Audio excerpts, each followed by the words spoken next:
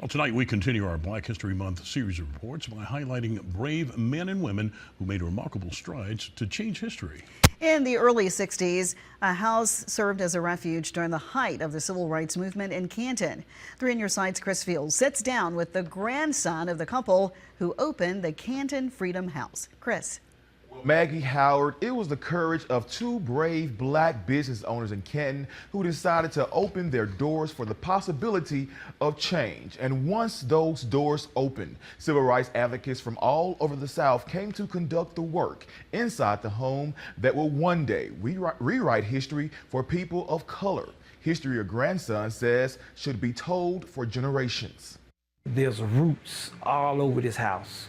Somebody in your family made a contribution some kind of way or were connected to something that went on in this house.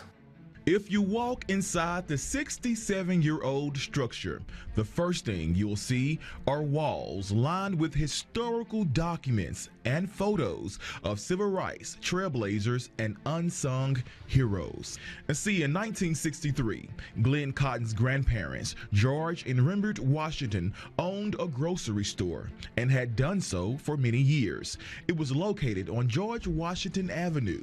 Right next door, they owned this home built in 1958, which served as a sandwich shop up until the early 60s.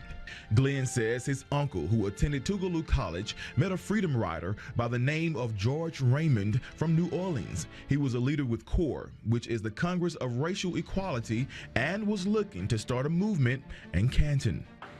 My uncle went to my grandparents and allowed them to see and know that he had, that Mr. Raymond needed a place where he could have a office, a place where they could, gather and have meetings. His grandparents agreed. George Raymond moved in shortly before the March on Washington in August of '63. That's when Canton's Freedom House was born. From there, the house became the operational headquarters for CORE and the Madison County Civil Rights Movement. It was also the centralized location to help get black people registered to vote. This is where they kept the files. They had the telephone over here where they could correspond with the different other offices around. This house started off as a courthouse, but at some point in the early part of the movement, it transferred over and they called it a COFO house too, because SNCC and different ones like that, all of them joined forces together. But that's when trouble began and tensions grew. It was dangerous to be associated with this house.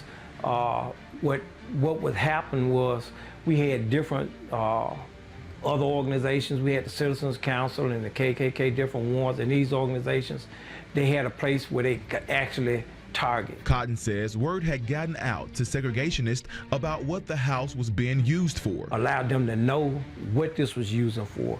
The Canton Police Department would come out here and sit in front and try to notate the tags and different things. Everybody who visited this house and came in and out. Cotton even recalls when trouble came to his grandparents' doorsteps. I think it was the latter part of '63 or the early part of '64. They tried to bomb the store. I was living with them at that time. I would have been dead. If that dynamite had exploded, I wouldn't have been here doing this interview. Despite the obstacles at hand, Cotton says still progress was made through the efforts of those who worked in the dwelling. Civil rights activist James Chaney worked in the Freedom House. He was one of 3 killed by Klansmen in Philadelphia, Mississippi, months after the house had opened. The station wagon that they drove down there in belonged to this house.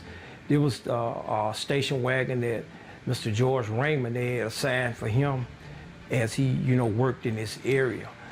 After seeing the cloud of fear hovering over the city of Canton, Annie Devine founded and organized the Mississippi Freedom Democratic Party in 1964 with the help of Fannie Lou Hamer and Victoria Gray from an office in the Freedom House. Their efforts led to the Voting Rights Act of 1965. Change was on the horizon for Mississippi, largely in part because of the sacrifice and contributions made by the courageous men and women under the roof of Canton's Freedom House. There are several people who we call unsung heroes. I would like to see something done, through the preservation movement, to have them maybe, have some markers or some side that they were here and that they contributed. Now, decades later, the Freedom House still stands now as a National Historic Site and a museum. Cotton says he hopes the staple will continue to be an educational tool where young people can come and learn more about how freedom wasn't always free, but came with a heavy price. I'm Chris Fields, 3 on your side.